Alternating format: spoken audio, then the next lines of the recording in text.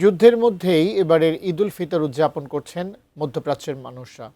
উৎসবের আনন্দ আর হামলার আতঙ্ক সাথে করেই ঈদ উদযাপন করছেন প্রবাসী বাংলাদেশিরাও। যুদ্ধ নয়, শান্তির প্রার্থনা তাদের। সংযুক্ত আরব আমিরাত প্রতিনিধি সিরাজুল হকের পাঠানো তথ্য ছবিতে ডেস্ক রিপোর্ট।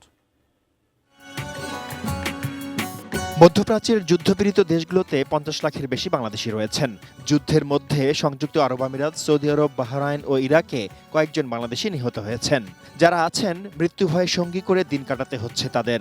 পরিবার পরিজন ছেড়ে প্রবাস জীবনে এবারের ঈদে নেই উৎসবের রং, রয়েছে আতঙ্ক।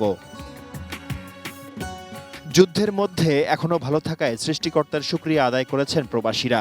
বলেন, তাদের মনোবল কখনো ভাঙেনি।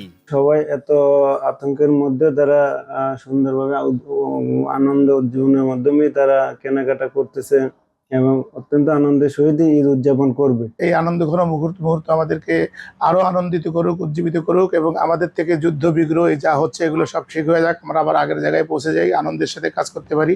আর নয় যুদ্ধ, আর নয় রক্তপাত, সকল ভেদাভেদ ভুলে গিয়ে সুন্দর একটা পৃথিবী চান প্রবাসীরা।